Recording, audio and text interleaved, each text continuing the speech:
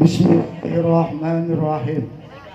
Assalamualaikum warahmatullahi wabarakatuh. Bismillah walhamdulillah wala haula wala quwata illa billah. Asyhadu an la ilaha illallah wa asyhadu anna Muhammadan abduhu wa rasuluhu la nabiyya ba'da. Allahumma shalli ala sayyidina Muhammad wa ala ali sayyidina Muhammad. Yang terhormat guru kita bersama Mukaram wa Muhtaram Abuya Haji Muhammad Junaidi HMS. Mudah-mudahan Allah terus berikan peningkatan pada kesehatan beliau, amin. Bisa mendampingi kita terus dan mengkaji-kaji ilmu Allah, mencari individu insan muslim yang sebenarnya.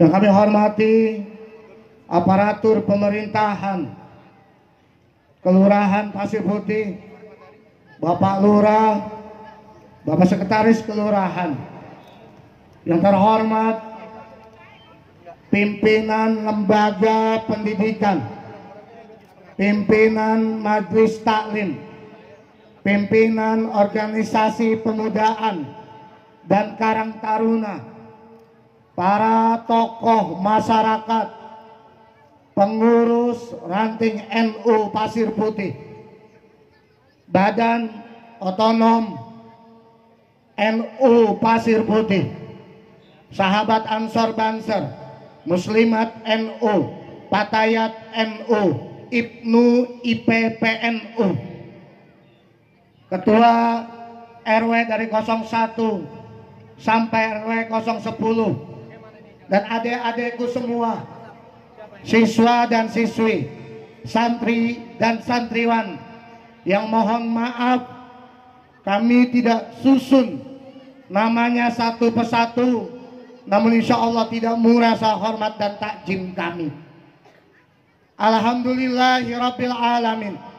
Pada hari ini kita bisa melaksanakan upacara peringatan Hari Santri Nasional yang ke-9 sejak tahun 2015.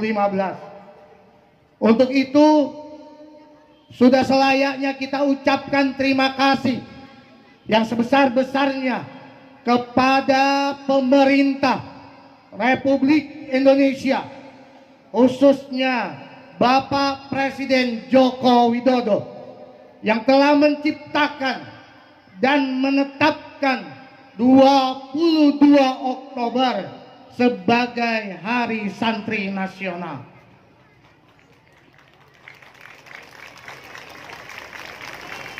Setelah hal ini, ibarat mutiara terpendam di dalam lumpur, sejak Indonesia merdeka, mulai dari Orde Lama bahkan sampai Orde Baru, menganggap kaum santri hanya sebelah mata, menganggap kaum santri hanya kaum sarungan, deso, kampungan, gudigan, dan tidak maju. Tapi alhamdulillah, sejak tahun 2015 kita santri punya jati diri dengan ditetapkannya Hari Santri Nasional. Adik-adik dan seluruh peserta upacara yang kami hormati, peristiwa ini terjadi sejak 79 tahun yang lalu, setelah Indonesia merdeka 17 Agustus 1945, dengan pulangnya tentara Jepang karena salah satu kotanya, Hiroshima, dibom atom oleh sekutu. Kita memproklamirkan kemerdekaan, tetapi rupanya sekutu tidak rela kalau Indonesia merdeka. Maka pada awal Oktober tahun 1945 terjadilah perundingan kemufakatan antara pemerintah Indonesia, dalam hal ini Bung Karno, dengan sekutu yang dipimpin oleh Inggris, namun tidak terjadi kesepakatan. Karena Indonesia tetap menginginkan Indonesia adalah negara kesatuan Republik Indonesia. Dan itu tidak sesuai dengan keinginan sekutu, karena mereka mengharapkan Indonesia sebagai negara persemakmuran. Setelah terjadi ketidaksepakatan, Bung Karno agak susah berpikir karena sekutu mengancam akan kembali menduduki tanah air Indonesia. Akhirnya Bung Karno mengumpulkan para menterinya, para pembantunya, yang salah satunya adalah Panglima Jenderal Sudirman. Di dalam rapat, Panglima Jenderal Sudirman mengusulkan kepada Bung Karno agar Bung Karno segera mengirimkan utusan untuk soan ke Rais Akbar Jamiyah Nahdlatul Ulama Hadratus Syekh Kiai Haji Hasyim Asy'ari di Pondok Pesantren Tebu Ireng, Jombang. Akhirnya utusan Bung Karno berangkat ke Jombang, bertemu dengan Kiai Hasyim, disampaikan maksud dan tujuan. Dan tak lama beberapa hari kemudian Kiai Hasyim memanggil wakilnya Amakula Romo Kiai Haji Abdul Wahab Hasbullah untuk mengumpulkan pimpinan-pimpinan cabang NU dari Jawa Timur dan Madura, dari Jawa dan Madura.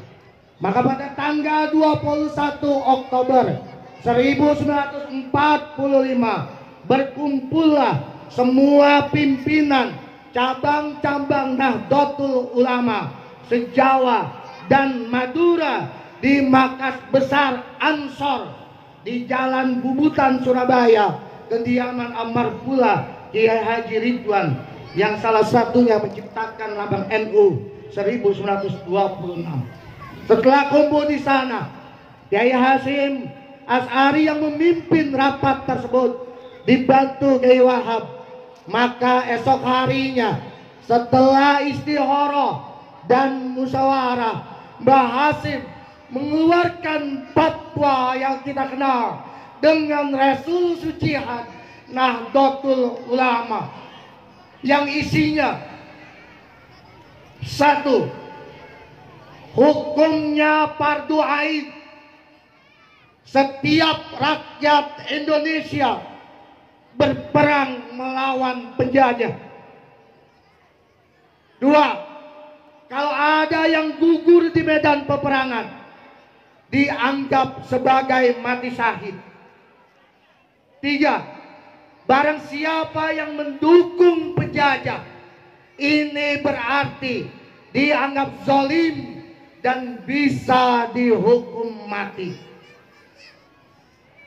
Dari resolusi jihad ini menjadi motivasi besar bangsa Indonesia, para santri dan muhasis untuk berperang melawan penjajah, terlebih-lebih di kota Surabaya yang puncaknya pada tanggal 10 November 1945 yang kemudian kita kenal dengan Hari Pahlawan.